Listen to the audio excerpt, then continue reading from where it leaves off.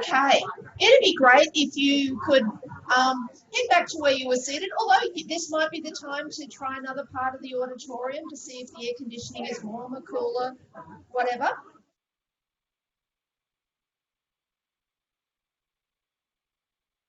And now it's time to hear again from Joanna Fleming and Matthew Burgess, but this time it's to hear about digital preservation. So over to Jo and Matt.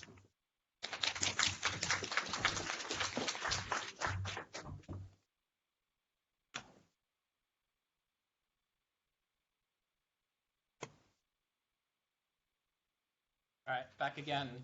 Talking about digital preservation, which is one of my passions. Jo and I have only got half an hour to talk about this. I could probably talk about this all day. It takes me a whole semester to teach my students about this at university. So we'll go through as quickly as we can. It means it's going to be a bit high level, so we won't go into a lot of detail, but we will have references to places where you can get more detail, or you can always contact us.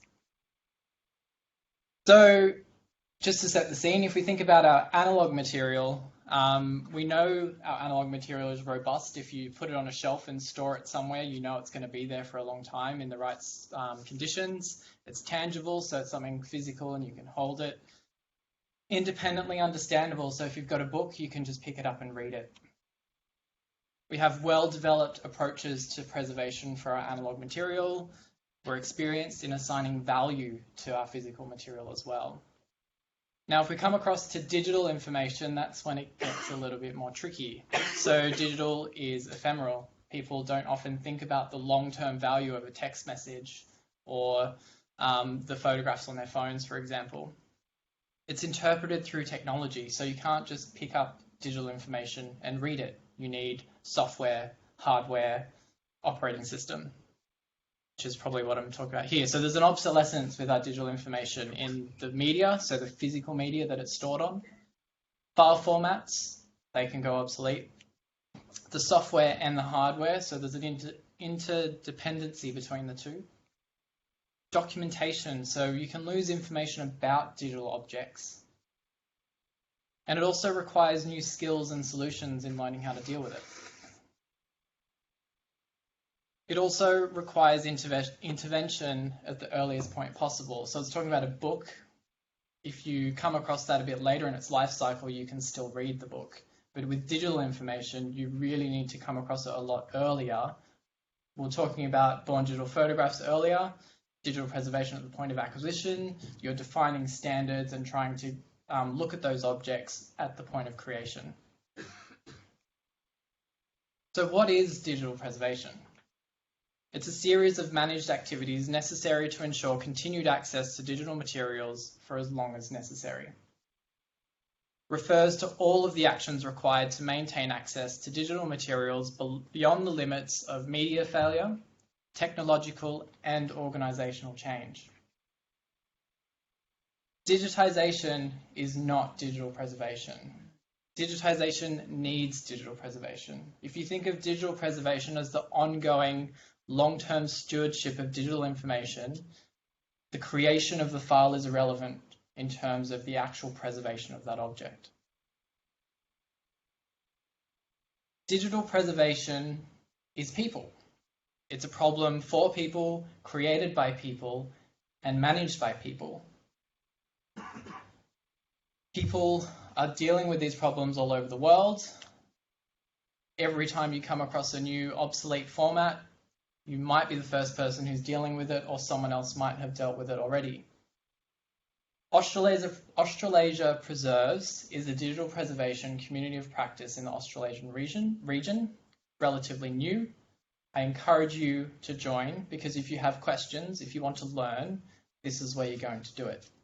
I said that today we're talking quite high level. If you want to go into the technical side of things, keep an eye on Australasia Preserves. I'm heavily involved in this group, and we're developing open source workshops which get quite hands-on. So looking at the actual tools you can use to manage your content over the long term.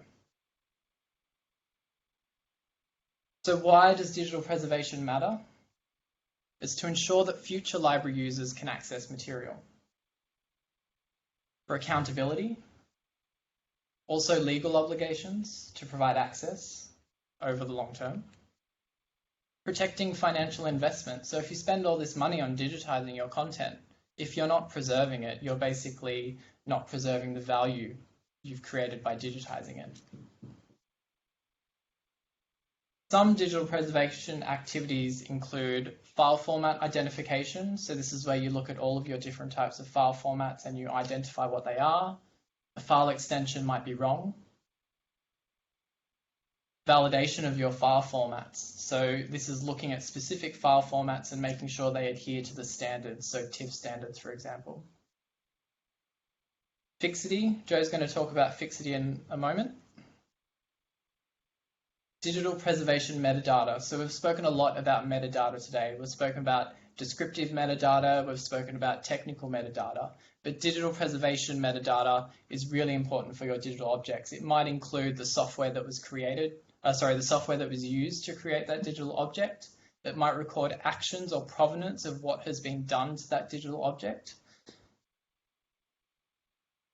Backup is not digital preservation, but obviously storage and backup is a part of digital preservation. Also preservation planning. So you can't just put something on a hard drive, put it in a box and put it on a shelf and expect it to work in 5 years' time, because it probably won't. Part of preservation planning is your preservation actions. So this is where your file formats and your standards come into place. So for example, if you're collecting TIFF files, you want to know how many TIFF files you have, and you want to know if in future that file format becomes obsolete. You want to be able to run some actions to migrate it to a new format, for example. So what is a digital object in itself? If you think of it as a package, inside that package, you've got your file, so whether it's a JPEG or a video or a WAV file.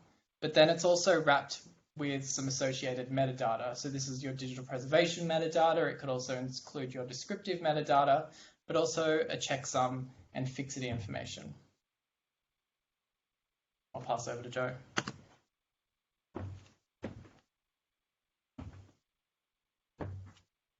Yeah, I'm going to talk to you a bit about risk and mitigating risk and checksums. Who's heard of checksums? Oh, fantastic. Excellent. This is good. Okay, so essentially we want to, we know that this is how digital files are created, and we just need to make sure that we're preserving all of those bits, bytes, bits. So risks. Essentially, Matt's mentioned media obsolescence. What we're doing at digital preservation is looking to mitigate all of these risks. So media obsolescence, pulling content off of obsolete carriers like your floppy disks, CDs, laser discs this morning, but also thinking about your hard drives as well, and maybe not keeping them on USB sticks, that kind of thing. Media failure or decay. We've had some instances recently where we weren't actually even able to access some images of some CDs that we had. I think that collection was only 5 years old, and it just was maybe the way it was burnt. We're actually at the moment not accepting anything on disk anymore because we just find it's too unreliable. You need to get your content off of disk if you can. I'm talking CDs and DVDs. Because it's just not reliable. This is my favorite one, natural or human made disaster. Human disaster, this is why we have, I remember this morning I showed you the picture of the write blocker. That's one way that you can mitigate this risk, but we're also talking about natural disasters like flood and all of that kind of stuff. So I'm going to talk to you about how we mitigate that kind of stuff as well. Again, just reiterating that point. Okay, so how do we solve those problems? At a minimum, you keep more than one copy. Now, if that means that you've got to keep multiple, I don't know what everybody's systems are like. We're talking here on a much larger scale, but you essentially want to keep a copy that's not in the same location as well. And multiple copies. That just keep that in mind, multiple copies. You want to continually refresh that storage as well. There's this whole thing about storage costs are coming down, it's getting cheaper. It's still a commitment, but if you can keep on top of that, would be good too. And integrity check of your data. So this, you'll hear Fixity. Everyone who put your hand up knowing what a checksum was, I'm just going to explain to you what that is. Essentially what it is a fingerprint, a digital fingerprint. When a file comes in, you run an algorithm across it. It generates a unique string of numbers and letters, or usually numbers, that you can then continually verify. So here's what it looks like visually. You get the file in, you create the checksum. In some cases with WAV files, you actually can even embed the checksum or the hash value into the file, and then you can then verify them as you go. So we use, I'm going to talk a bit about Bagger, but the program that we use will do your check and you move and then you check, and then you can continually validate it as you need to. So if, for example, you then did a check, same file, and it was a different algorithm, you'll find there's a difference there. Every single file has a unique fingerprint.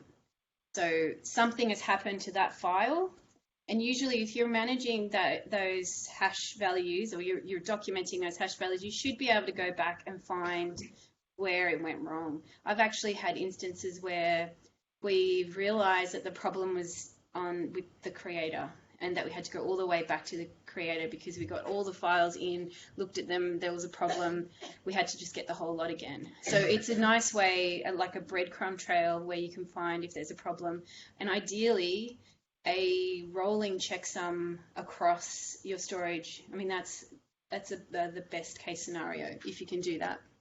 So it's constantly checking. Not necessarily possible with audiovisual collections because the files are so large. Usually we say, in terms of preservation planning, to recall those files once every 5 years and check those. But for small files like documents and JPEGs and TIFFs, that kind of thing, you should be able to. We have just implemented, or we're just implementing a rolling checksum that goes through and checks all of the files and validates them. Yeah, so we are using the Bagger packaging format and Bagger for Born Digital Collections. Previously, we had a mishmash of different tools. We had, one to create the checksum, one to do the move, and then another one to validate it, and there was this level of risk. Also, what this means is that anyone can use it. We've got the acquisitions librarians using this tool, and it just takes out, quite a huge chunk of work and thinking, because you just go into one interface. There's a blog post that you can read. There's a link there, but it just takes out a lot of that messing around with different tools. It's one tool, and it's actually being used extensively in the US and Canada as well. And then look, there's a list of other things. There's a lot of other tools.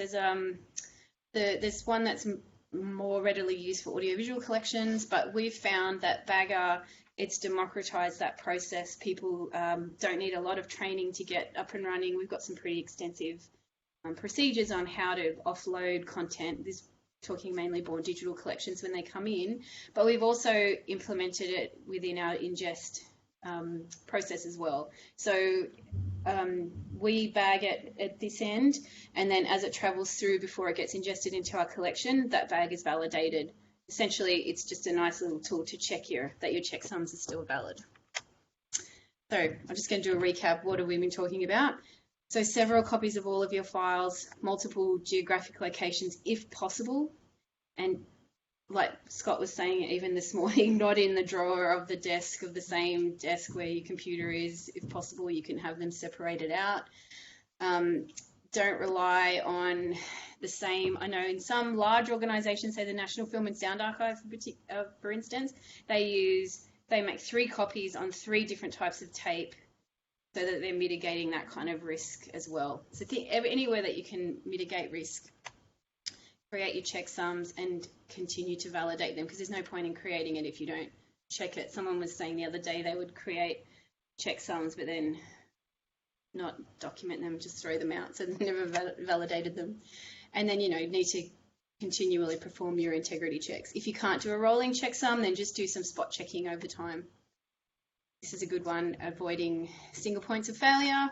And really, I don't know how many of you have a digital preservation system, but it is the ideal scenario because you can, with your preservation planning, actually put into place, you need to have like a 5-year plan for when you want to migrate your file formats. But again, this is like might be aspirational, as long as you can have your files in a location that has some sort of backup and redundancy in place, even for now, whilst you're looking at, or you're working towards having a digital preservation system, you're winning. So this is it's more than just technology. So here are all your technology things that I've mentioned. So your storage, your repository, if you have one, tools and security. But this, I think, is just as important, your organization, policy and strategy. Where we started here, the first thing we did, digital preservation policy. So I found that we wrote that policy, it outlined all of those things I mentioned, the 3 copies, 3 different locations, the fact that, define what your collection is, define that it has value, that it has a heritage value, and then that drives everything that you do, all the way through your storage, your backup, your repository, the system that you get, the tools that you use, outline it all in your preservation policy, because it's actually a good way to advocate to your council or to your library, this is what we need and this is what we've agreed to. And then sitting underneath those are your procedures. Because the policy says we need to do this, here are our procedures for like the bagger, the checksum and the validation. We're saying we need to maintain integrity and these are the procedures for the way that we do that. And then, your risks, mitigating your risk, like if you're going to get into bed with Amazon, make sure you check that they're, that's a reputable company. You just need to lay all that stuff up, like your business continuity plans and all that kind of stuff. Staffing is a big one.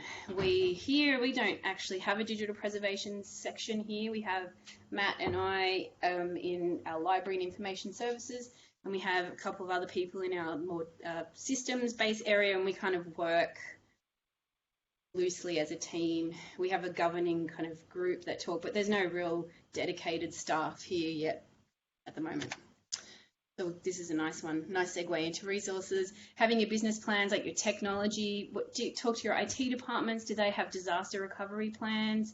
Does that talk about your collection? Does it even use the word collection? All that kind of stuff. Your cost modeling, your funding. Digital preservation isn't sexy. It's difficult to convince people that you need to put some money towards it and that it's an ongoing thing.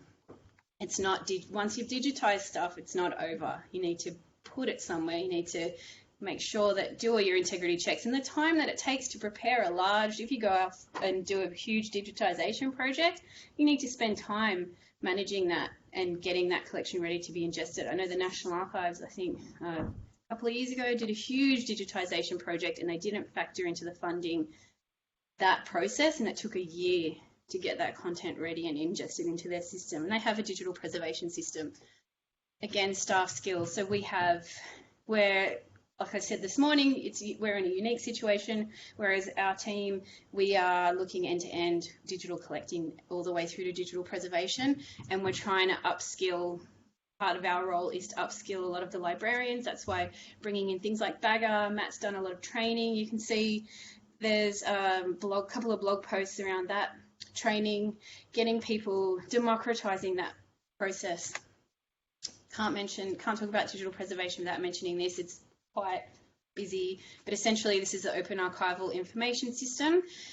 Came out of NASA's requirement for all their large amounts of space data, and essentially this is what our digital preservation system Rosetta is based on. So when you hear people talking about SIPs and DIPs, that's what they're talking about, and you will hear that when you talk to people about digital preservation.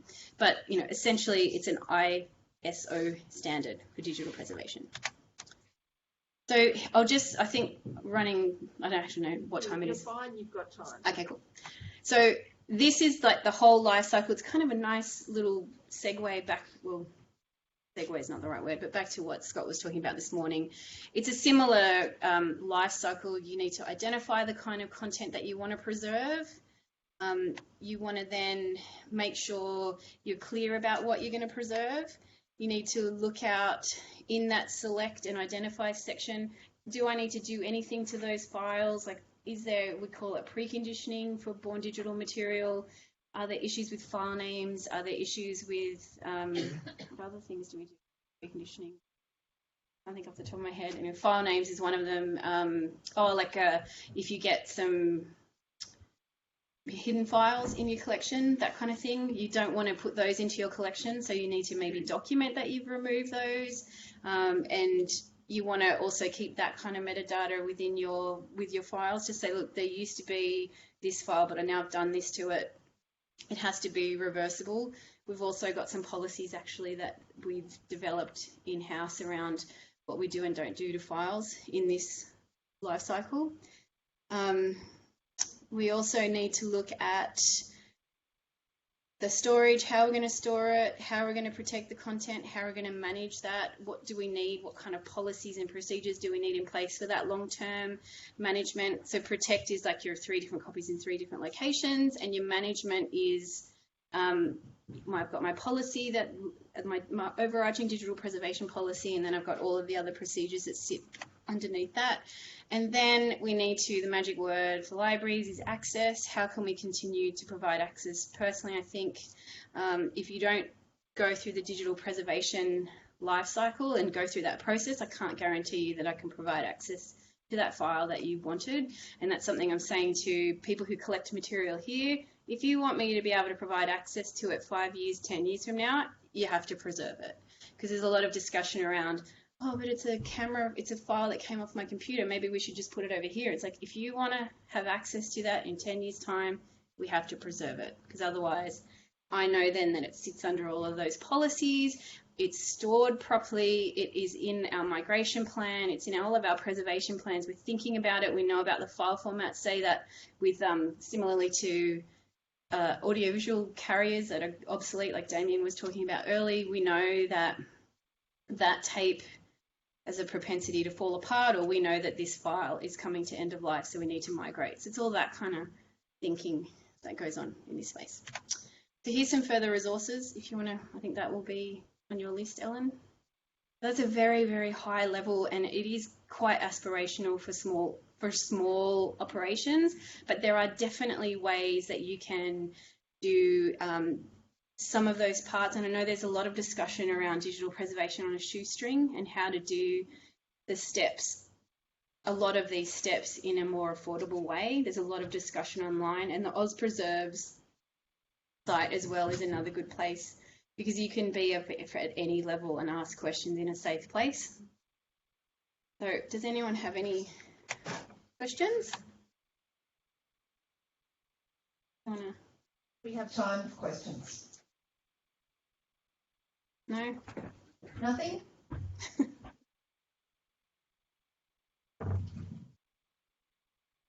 Just wondered if you had policies or plans that can be easily adapted for public libraries. Yeah, our preservation policy, definitely. I mean, it does have all of that. New South Wales, we have the legislative responsibility to do blah, blah, and blah, but it's the same, those key messages around the number of copies and the locations, and yes, you could probably adapt that pretty easily. A lot of organisations have handbooks out there. The Digital Preservation Handbook is a good one. What else have we got? Matt's published his the specs for digital photographs. So that's, again, digital preservation at the point of acquisition. So yes, you could adapt that. Yeah, definitely that our press policy is online. What do you think? Well, I was just going to say Digital Preservation Coalition is a really good resource. So they've got the Digital Preservation Handbook, but they've also just released, I can't remember the right words for it, but basically business case and talking to executive and advocating for digital preservation. They've just released a pack for that within the last month or so. And they've got a lot of links to resources through that and the Digital Preservation Handbook itself. So I highly recommend that. It might be worth also talking to your council about what they're doing, and are they doing anything yet? of possibly that's where your I don't know, but you tell me, that's where your IT support might be. It's good to find the person in your IT support section that is interested in what you're doing, because I find it's not the same. IT and digital preservation, it's not the same really, but finding that one person that believes in what you're doing and can champion what you're doing and is interested is really important, because that's such an important relationship for digital preservation. That might be a good people to talk to as well. I mean, I have a question for everyone in the room. Is there any interest here in hands-on training using digital preservation tools? Can I see a show of hands? So part of my involvement in Australasia Preserves is this development of what we're calling digital preservation essentials. And at the International Digital Curation Conference in Melbourne in February, we ran a full-day trial workshop for the first instance. And so we're currently finalising that into a 2-day workshop. And so the 1-day workshop looked at Bagger as a tool for Fixity, and also looked at the afternoon session was all about building your own workflow with a specific scenario and sort of pairing tools with parts of that workflow. So that's in development at the moment, potentially to be run as a workshop at the end of the year. So I guess I can make sure Ellen shares that out. But if you join Australasia Preserves, you'll find out about it. I think the working group for digital preservation education will be reporting to the Australasia Preserves group in August or September maybe.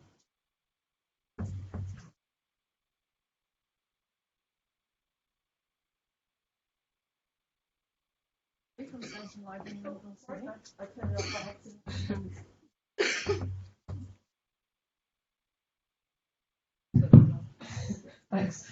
I'm Kelly from Stanton Library. Just mentioned, Joe, your preservation management system of Rosetta. Rosetta. Rosetta, sorry. Mm-hmm. Is that something you built yourself? No, it's an it's an ex Libris product. Okay, but I assume that's something that's built. Yes. So I was just wondering. Well, it's based on the OAIS structure that I showed you. This thing. And it's web based, but essentially we had a huge need to ingest large amounts of material, so we've also built in-house a bulk ingest tool. So Rosetta doesn't necessarily come with the bit that you use to ingest into it, but it's a really great digital preservation system because it's got a validation stack. So when you push your files in, it runs a whole bunch of validation. It does a, what do you call it? Not Jove, what's the other one? Droid. It does a Droid report, and if there's any errors, it will put it into a technical analyst workbench, so that essentially this Rosetta was developed with Ex Libris and the National Library of New Zealand, and they have 14 staff. So they've got dedicated staff that even just look at their technical analyst workbench. We don't have the same number of staff here, but we're making that work. But it does have that built-in validation, and it also has ways that you can know more about what your storage is like, because the idea is that you have 360 communication with your storage, and that's where IT can sometimes not understand why you would want to know that, like why you would want to know where your file's stored, or if there's any errors, or if don't fix any errors, just tell us what they are. It's that kind of thing. So it works well for what we need. It's fairly user-friendly, but we're using it as just a dark archive. It's not doing any of our access. Well, it is at the moment. We are using it for access at the moment, but I think we have 6.5 to almost 7 million files in our digital preservation system at the moment, and the focus for us has just been getting stuff into the system, because we had quite a backlog when we decided to implement 4 systems at once. So the focus for us has been getting it into the system, but once we get more business as usual with our ingestion processes, then we can look at the active management of those collections. So we can use that system to generate reports of saying how many WAV files do I have, and what version of WAV is that file, and looking at all those risks and doing your rolling fixity checks and all that sort of stuff. So that's where the strength of a digital preservation system comes into play.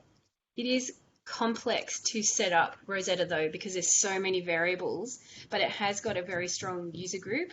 And in Australia particularly, there are there's I think 4 state libraries and some universities coming on board with that product as well. But it is really scalable and flexible, but it means that you have to spend a lot of time. So we've been spending a lot of time working out how we want to do things based on standards, but I think we're close to business as usual, wouldn't you say? Yeah, and we're talking about Rosetta, but there are open source alternatives for digital preservation systems, but open source doesn't mean free. You still need the staffing and the infrastructure to support the system.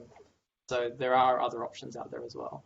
And there's not, like Archivematica is one of them, but it's not necessarily at the maturity that something like Rosetta is, even though that's still got its roadmap as well. But that is a community-based system where people have, it's like a group, what do you call it, like a community conglomerate of people that are putting in information, ideas on how to develop Archivematica.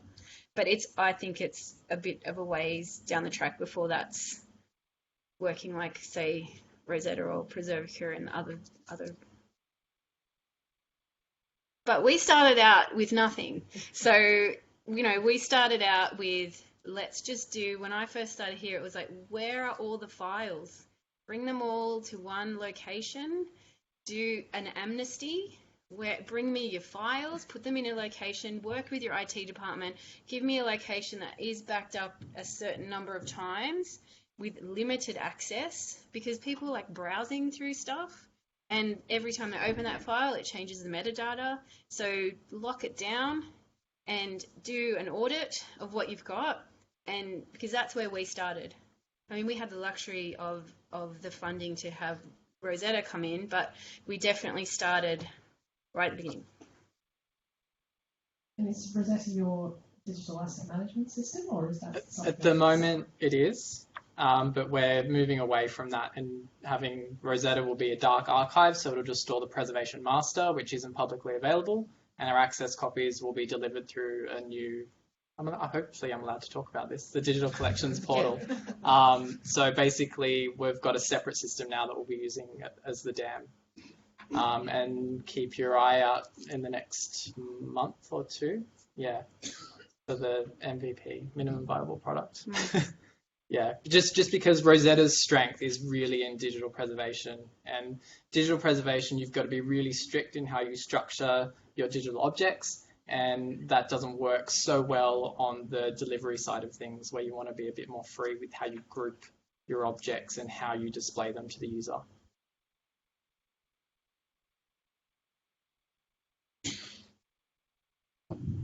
Any other questions?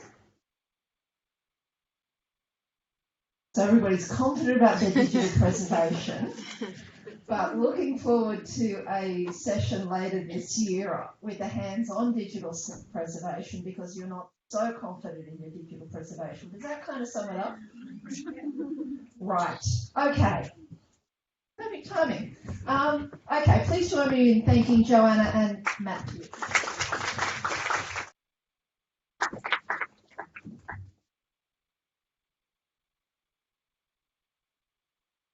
Okay, now we have Damien Webb, who's our Manager of Indigenous Services, to talk about ATSILRN protocols and digital collecting with particular focus around material relating to Aboriginal and Torres Strait Islander people. Please welcome Damien.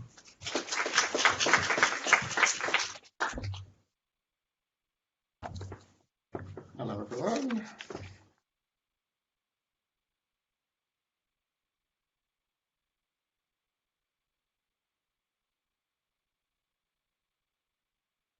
All working.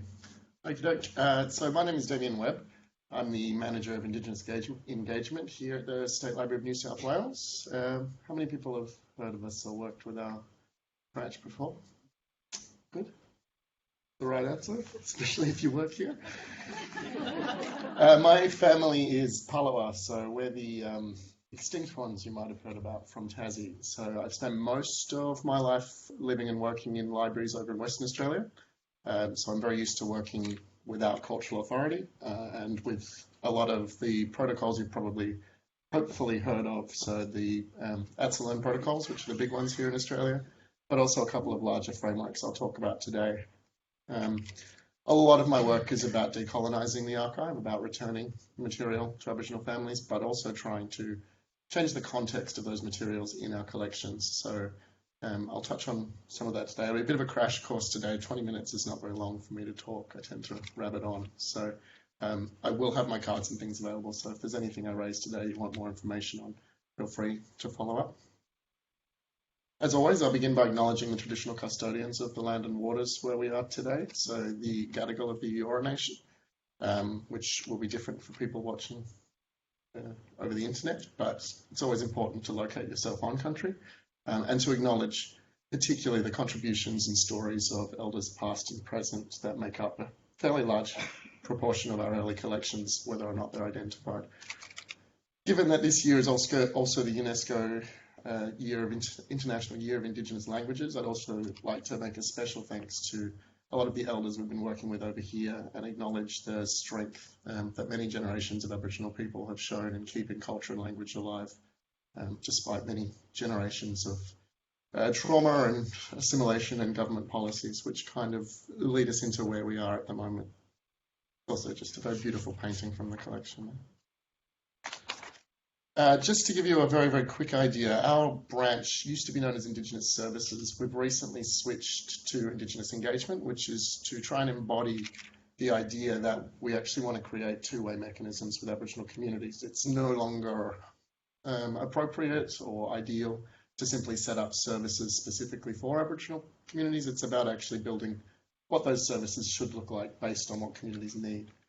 So there aren't very many Aboriginal people working in libraries. So we can't actually rely on libraries to have a clear idea of what Aboriginal collections and communities need without a direct relationship with those that are affected by it. So a lot of our role is, some of you may have seen the Indigenous Spaces in Library Places toolkit. Hopefully a few of you have. So that's something that the branch worked on a few years ago, which is explicit strategies for public libraries and how to make their spaces and services more appropriate, more inclusive. A big part of our role here is to actually bring community in and to take our collections out. So we've spent the better part of the last 3 months on the roads. We're curating a new languages exhibition, so gratuitous plug. The 13th of July we'll be opening a new languages exhibition here at the library. And we've taken a lot of time and a lot of effort to actually curate that with community input. So not just going out 3 months before the exhibition goes up to get approvals, but actually working with community to determine what stories they want to tell, what's appropriate to use, what's not, as well as providing research support so that people can understand what's actually in our collections. As I'm sure many of you have used ours and other library catalogues, they do have a fairly steep English literacy requirement, and I know for a lot of us that work within these institutions, we still struggle to find the things that we need. So when you imagine trying to access that from a community where English might be a second or third language, where you've got very limited internet connectivity and very little time, it's not often that people actually find what they need in our collections without some level of assistance. So a few of those terms there you've probably heard before, hopefully, sometimes interchangeably, but these are kind of the crux of the bigger policies and frameworks and strategies I'll mention today. So decolonisation, right of reply, and indigenisation. So hands up who's heard of one or all of those? A couple of people? Oh, look at that. Reaching to the converter. This is what I like to hear. These are all part of a bigger picture, and they actually do have a lot in common, but I'll just run through quickly what they kind of speak to individually. I will also just mention this beautiful picture that you can see here is actually one, it's a fairly recent acquisition by the library. So a lot of times when we talk about decolonisation, we're talking about, we tend to imagine that there's a fixed amount of material that's probably already in our collections from particularly that colonial era. But there is actually still material out there, and things like this, so this was painted by a French artist who didn't have the same agenda that English artists did. So English artists wanted to more or less show us as simple and as savage as they possibly could, because it tied into the narrative that they, of terra nullius, and justified why they were able to take Australian land.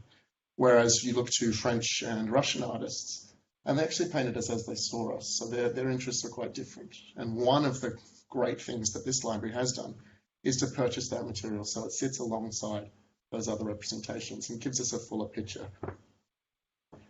At its heart, that really is what decolonisation is about. It's about, I suppose, not just referring to that era, that colonial era, but all of the legacies, ways of thinking, the systems of managing information, how we decide what's important. All of these things have been informed by very, very Western, white male systems, actually. So it's not dissimilar for a lot of how feminist literature and women's stories were treated up until the 1950s. They were generally discounted and misunderstood. The letter from the state librarian in Western Australia in the late 1800s, where a woman had written to the newspaper asking why there wasn't more representation of her in the library. And he replied quite curtly that everything she needed was in the cooking or gynecological section. So that idea that people who don't know your story and don't understand your perspective are able to choose what reflects you has got quite deep ramifications for how we actually construct history in Australia. And as you're all probably aware, at the moment there's some fairly big conversations going on around what that all means. Largely, decolonisation is referring to acknowledging and understanding colonisation and its impacts. So there's an element of truth-telling there, which is really important. It is about working mostly with pre-1950s material, especially the early colonial materials. So there's first written records we have of interactions, word lists of Aboriginal people, culture and cultural knowledge that was taken without informed consent, and sometimes quite violently, other times quite amicably, but there's a lot of diversity in those contexts. The psychosocial impacts of colonisation, so sorry, I know it's the end of the afternoon, so just bear with me. But there is a psychology to colonisation that does leak into the way that we tend to view ourselves as neutral institutions. And it isn't just with the colonial era, but as I mentioned, we've inherited a lot of these systems. We've found wiggle room in things like the Dewey Decimal System and even the Library of Congress subheadings, but we know that they really weren't built for the kind of diverse representations that our libraries and collections need. The right of reply, this is actually about creating mechanisms that allow us to actually respond to these things. So there's quite famous George Augustus Robinson papers that are held here, which honestly is probably accounts for about 80% of the known cultural information about my ancestors and family in Tasmania, and about 80% of the known language words. So this really complex idea that we've had to go back to these sources. He was also the man that was tasked with basically solving the Aboriginal problem in Tasmania. So my ancestors and my family view him very, very differently to the way that the libraries have tended to. And you'll see in catalogue records, the only things that are mentioned in his bios are his achievements. It's never balanced with the other views of some of the horrific things that he did. And that does have an effect on people trying to find that information. It's this idea that I'm expected to not only kind of love the sin, but also the sinner, or at least, respect the historical context. But there are ways of challenging that thoughtfully and without throwing all of that context away. This includes things like takedown mechanisms, so it's much, much more common now for catalogues to have features that allow people to flag something that has been digitised and uploaded that perhaps shouldn't have been. But again, as I'll indicate, those tend to come after the fact and are much less useful. You really do need to treat digitisation as an opportunity to intervene, to actually have a bit of an intervention into how this material is viewed. It also extends to protocols of access. So some catalogues will actually have specific access mechanisms. So projects like Storylines and the Ara Literature Project are built around very, very complex cultural management systems that our libraries don't tend to have yet. And lastly, indigenisation. So this is actually recognising the authority and sophistication of First Nations knowledge. So it's also about providing Aboriginal input on records that you might not assume are about Aboriginal history or culture. It's kind of the Bruce Pascoe effect. I'm sure a few of you have heard of Dark Emu. And I mean, even I found that revolutionary. I thought I had fairly well decolonised my brain, but every chapter of that. And this idea that those are known collections. There must have been tens of thousands of non-Aboriginal researchers that have looked over the same sources that he did to create that book, but they were never able to see the context or see beyond the bias of what they were looking at. So this idea that you only bring Aboriginal people in when it's something to do with language or quite explicit cultural activity, there's actually a lot of knowledge we have, and there's a lot of Aboriginal people that are experts in things other than their own culture and their own identity. So it is very important. And it brings a lot of interest to your older collections as well, and really does help to alleviate and challenge some of that authority that we still tend to assume, particularly of great explorers and white men. This is just an example of the kinds of materials we have in our collection. You can see in that image one of the less than ideal depictions of Aboriginal people compared to the image of Tuggerah we saw before. This material is quite tricky. This process is about more than just pointing out flaws in colonial thinking, and there's been a lot of ways that we've grown as people and as librarians and institutions since then. But it is about recognising that our collections are built on what these early collectors, who were almost exclusively rich white men, what they chose to place value on became the valuable things in our collections. And that really did set the path for how we would value and what we would value going forwards. So now we have a tendency to value anything that's old and anything that fits into a very broad collecting strategies, and it relates to New South Wales, it relates to Australia, and it's old. But that wasn't always the case, and there were varying degrees to which people actually collected Aboriginal material. The Enlightenment era notions of kind of universal truth and objectivity became quite deeply embedded in library practice, and quite nobly. I mean, I think there is a goal within libraries to try and achieve that objectivity, to try and deal with information as something that doesn't have to be biased or doesn't have to present a particular point of view. But I'm not sure that it's ever possible to describe something without some level of bias or without some level of your own lived experiences influencing how you're seeing it and what you're actually writing about. Combined with that, there was a tacit and pretty much universal assumption that Aboriginal people were going to die out. They use language like die out because obviously it just kind of happened. We were expected to recede off into the dreamtime. What this did was create a sense of urgency in collecting about us. So there were a lot of collections by anthropologists and linguists and people that were seeking to get the last of a culture that they assumed was doomed. But it also meant that there were absolutely no considerations. There was no expectation that we would be alive 200 years later to look at this material. So there were never any considerations given to Aboriginal future access of collections relating to Aboriginal culture. It was very much assumed that this would be for white research interest and that the Aboriginal problem would have been solved. So, as I mentioned, a lot of the work of our branch is to recognise and remove barriers between Aboriginal people and collections.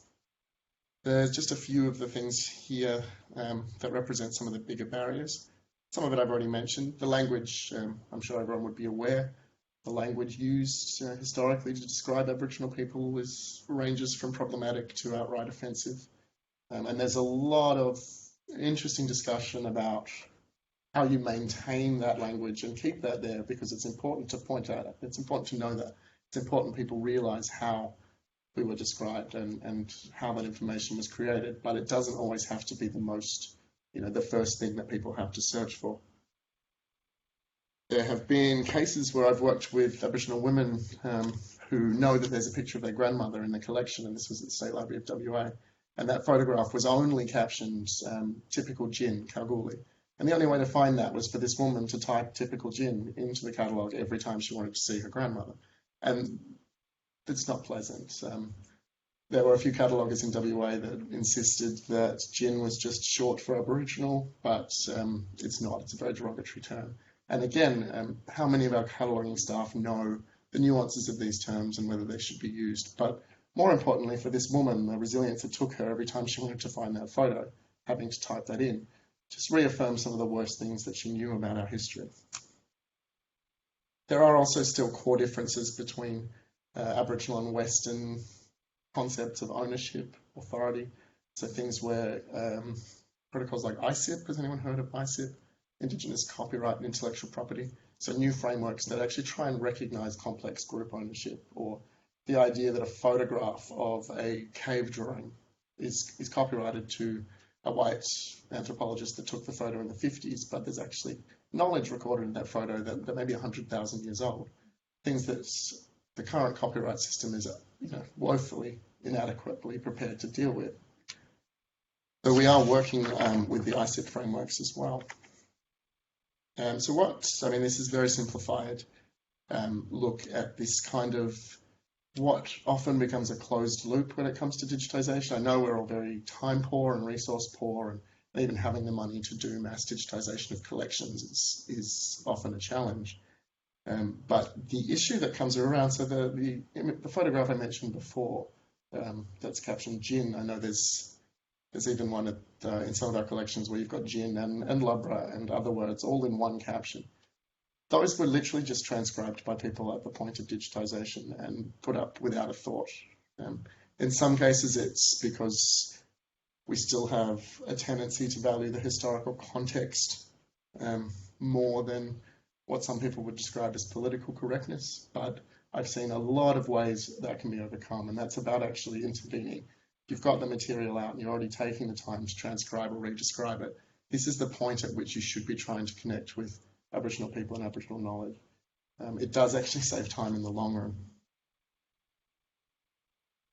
As I mentioned, Aboriginal people accessing your collections and digitised material will either have to look past these terms or search for them specifically, which is not a fun thing to do.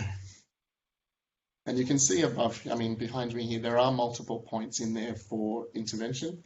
We often don't utilise them because we don't have the resources, or in some cases it's fear of doing the wrong thing, so we do nothing. That paralysis of fear in working with cultural material is a big issue, and part of why the library is still doing a lot of cultural competency training with libraries and trying to facilitate that network building between local libraries and Aboriginal communities where that hasn't happened by itself.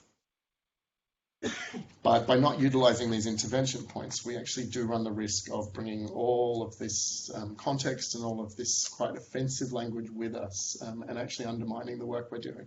Actually, it can really backfire quite horribly. I've seen instances where people have thought they've done the right thing by digitising these large collections and trying to get them back to communities, but haven't actually taken any of the steps beyond treating it exactly the same as they would any other material. So it's actually quite distressing and takes quite a toll on people when they see that material.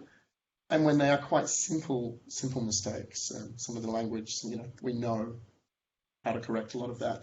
There are thesauruses and there are resources available. We often just haven't had the time to connect them. So for me and for a lot of the protocols and people I work with, there are three main areas which require this intervention. So how do we assess value and acquire materials? There's something a colleague of mine here refers to as comfortable collecting. There's things we're very good at collecting and things we're very comfortable collecting. Oral histories in Aboriginal languages are not one of those things. The things that fall outside of what we're comfortable collecting, or things where we suddenly realise we might not know how to describe it or know what's in there, are the things that tend to, that we don't collect. So we do end up with huge gaps in our collections. As far as I'm aware, there's literally only one Aboriginal word list created by an Aboriginal person. That was created by an Aboriginal woman named Mary Jane Kane in our collection in about the 1920s. And the value of it is incredible. This is an Aboriginal woman who was born in about the 1850s, writing about her life and leaving a record of her language without translation. So we know that that material is out there, but it wasn't something that we would have actively collected before now. This also comes to contemporary collecting and how we deal with digital-born collections. A lot of Aboriginal communities are bypassing libraries and state libraries and IATSILRN and are simply using Facebook or YouTube and aren't necessarily aware of the implications of copyright that has. There's much more immediate concerns about recording the material and making it accessible. That I have seen quite profound cultural material become locked up by these overseas companies that then are used in all kinds of ways. The process of decolonisation is not going to happen organically. Things like reconciliation action plans and some of these things that happen on the side are not going to kind of affect this process. It does have to be an active process, and it is easier if you can have Aboriginal staff working in your organisations. It's the reality. Leaving this work for later, which is often what we end up doing because we run out of time. means that it either doesn't happen or it only happens once the community reacts to it with distress. And at that point, you've already potentially damaged that relationship that you're going to try and build. So for me, it is important that you actually try to do these steps as you're moving through your digitisation plans. And there are templates and things that we can provide links to. And we're currently working on a new hub, which will contain a lot of this information and frameworks which point to those ICIP protocols I mentioned, which are a lot easier to embed with new material that you're collecting. It is a lot harder to ascertain the context of older materials. So just to give you a bit of an idea, these are some of the excerpts from the ATSILRN protocols. How many people have read through them or used them? Yeah, a few people, that's good. So these are actually quite legendary. Sadly enough, they're not particularly well used in Australia, but they are internationally regarded as kind of one of the first sets of Aboriginal protocols. They are referenced quite heavily in First Nations communities in Canada, and for many, many years were developed by people like Martin Akatar, who continue to be quite amazing academics in this space. So they are actually quite groundbreaking. And there is the NSW group, so the National and State Libraries Australasia. There's an Indigenous working group that have formally endorsed these. The library here endorses them, and most of the state and national libraries, to some degree, do endorse them. They are quite, I wouldn't say complex, but they are quite detailed. There's a lot in them, and they were created in 1995. So the last section 12 does actually talk about digital environments, but one of the things we'll be doing in the next year or two is updating that to include some of these ideas around digitization. But that being said, everything is in there, and I would thoroughly recommend you reference it in things like your reconciliation action plans, your collecting strategies, your digitization strategies. There are very, very explicit protocols in there that are quite easy to use. The other framework we regularly point to is the UNDRIP, so the United Nations Declaration on the Rights of Indigenous Peoples. Australia is actually a signatory to these, and these do speak of a lot of things. These are very broad rights, but as you can see, there are some very specific ones about information, about history, about basically self-determination in how Aboriginal stories are told and how access conditions are governed over these kinds of collections. So it is a very, very broad top-level protocol, but it is always worth embedding. I mean, I was definitely raised by hippies, but this is a human rights issue, and this frames it as such. So it is important to remember that this is not just an academic exercise. There is actually a moral imperative here that I think we all need to reflect on. And Australia is not alone in endorsing and enacting these protocols. I'm seeing them referenced more and more in quite a few places. The ICIP, which I mentioned, so we're working with Terry Jenke on these at the moment. So we actually do have a draft document, which, as I said, these are much more easy to implement with new collections. And when you're going out to commission oral histories and photographs, they're quite difficult to understand the ramifications of when you're looking at much, much older collections or collections that have severe donor restrictions and things. So what we will be working on with these are a suite of templates and permission forms, things that will create easier ways for you to get informed consent, but also look towards hopefully a time in the not too distant future when copyright law can adequately cover some of the forms of traditional knowledge that our collections do include. And to help us kind of protect that knowledge, there's been a few cases where some Aboriginal communities have trademarked specific petroglyphs, so specific rock engravings, and have been able to use Australian law to challenge. But that being said, there was a language list that we uploaded here at this library. The community was very, very happy to have access to this word list, all these new words that helped with the language revitalization that was taking place. What also happened was an American company randomly found it on Google and took one of the words and trademarked it as the name of some new product they had. So it turned out that this Aboriginal word that had literally only just made its way back to the people whose word it was now trademarked by an overseas company. So there are quite nuanced considerations around what I'm very passionate about, which is open access. And I know a lot of people in this room want to see as much online as we can possibly get. But there are things that they're thinking about, and that idea of returning authority to Aboriginal collections is incredibly important. This is my last slide because I believe I'm out of time. So I suppose these three tips would be what I would leave you with. examine your processes for intervention opportunities. Think about it as an explicit intervention. Actually take the time to move material out of the digitisation workflow if there's any question marks about it. Set up a reference group of Aboriginal people, whether that's in person or offline. Pay Aboriginal people that you're asking to give you that knowledge. Here at the library, we use a $110 an hour flat rate, the same way we wouldn't expect free knowledge from a qualified research historian. You do actually have to start to put a value on that knowledge and how that knowledge is used. View the disruption of the status quo as a moral imperative. That's definitely my hippie parents coming out through me there. But again, think about this as more than just political correctness or something that you should do as best practice. Think about this in terms of human rights and in terms of a moral imperative that we want our collections to be used and to be as usable as possible. And that includes considerations around the cultural aspects contained in them. And use the tools and frameworks that we already have. So I've seen lots and lots of academic researchers and librarians and Aboriginal people try to reinvent something like ATSILRN without even knowing that the ATSILRN protocols were there. So go back to what's already been made and work from that point, and then engage with us or with your local Aboriginal community to refine that further. Thank you.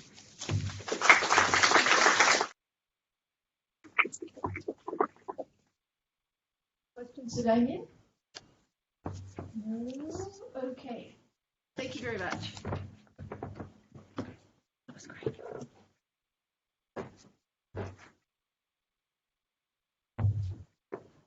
Might leave that up.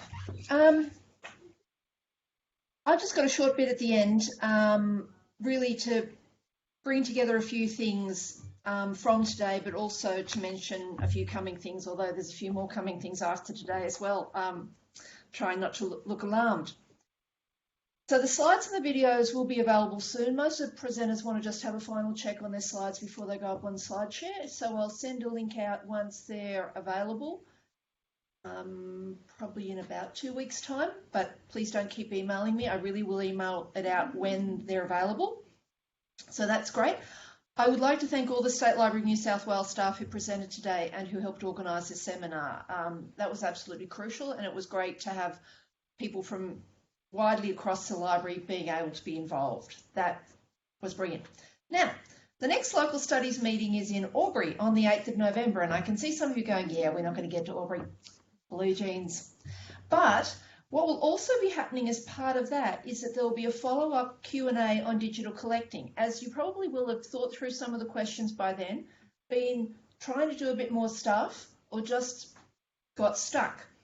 And so that will be a video conference as part of the meeting in Albury, because the State Library people will generally be probably video conferencing in, but it will be shown on the program for the meeting in Albury. So watch out for that, because that's a really good way to get a follow-up. Do join Australasia Preserves. Links will be as part of that, but really you can look it up on your favourite search engine beforehand and join the Google group. Consider going to Digiposium. It's a one-day symposium about the digitisation of oral history and analogue audio and podcasting in libraries. That could be interesting even if you're just interested in podcasts in libraries. It's on the 24th of June. It's information through ALIA. Seems actually quite affordable for a day. There is a local studies portable collecting project, which 17 public libraries in New South Wales are participating in. Many of the presenters today provided crucial information for these lists, but also as a strategy. In the second half of the year, we have the local studies audit. Now, I can say that with a lot of enthusiasm. It's good that I can be enthusiastic at this place. Now, we did this like 5 or 6 years ago, and it was done as a really big survey, and a lot of your libraries provided information. Now, this has actually given crucial information to go, oh, the public library collections are this big. Oh, there seem to be these kinds of issues.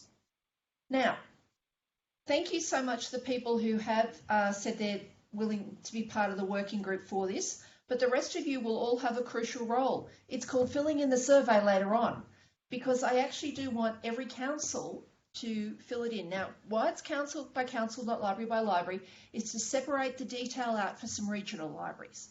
That's why. For most of you, your council equals your library, but not for all of you. And so it's really helpful to be able to tease out the information that can otherwise get a bit buried.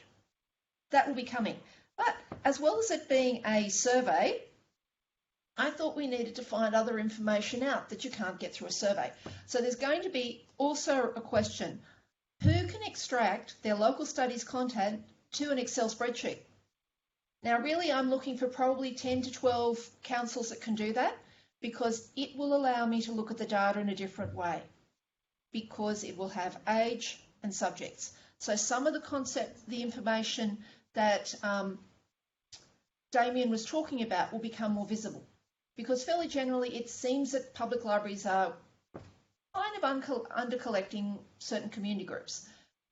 It will become clearer if I can actually look through catalogues and get that more detailed information. I think I'm going to be struggling to manage even 10 to 12 catalogues, but I am interested finding out everyone who can do it so that I can get an overall picture, because I might need a really small country library, a big city library, so I'm not just getting every library that's got 80,000 people in their community that can do it.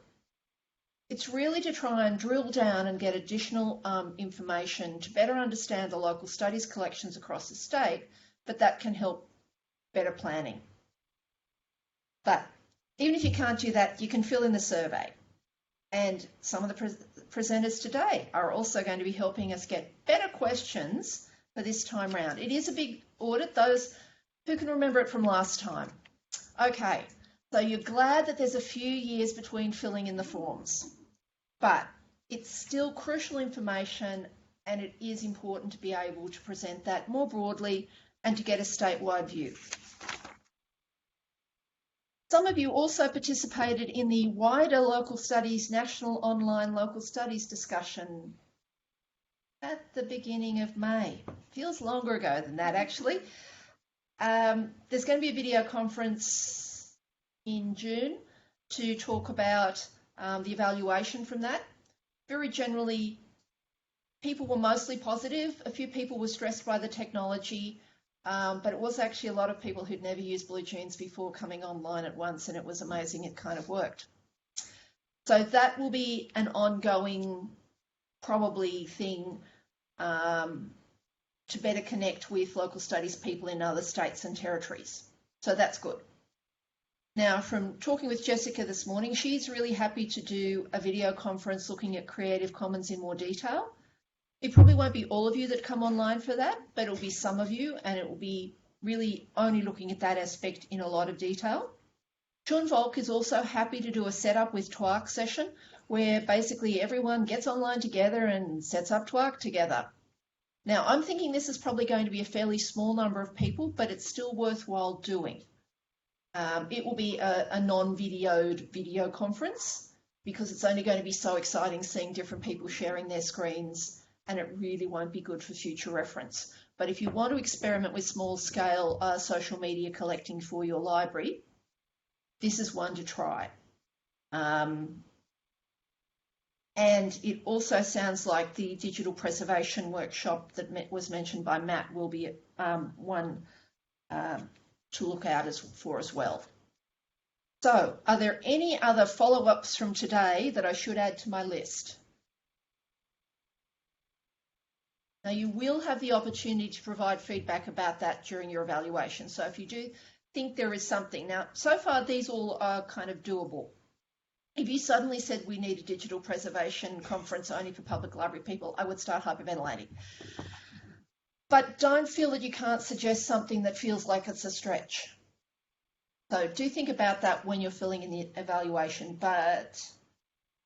So firstly, resources will be available online in a couple of weeks. There'll be an email sent out both by Eventbrite and over probably PLN and the local studies email lists.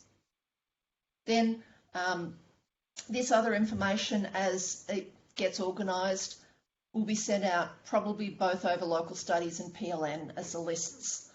So if you're not on those lists, I can tell you how to get on them, or yeah, it's better if you're on the list already rather than getting them redirected. So I think that's me. If no one's got any other comments, other follow-up that I need to be doing or that someone else could do, that would be great. Okay, well, please join me in thanking all the presenters today. It was really great hearing from them.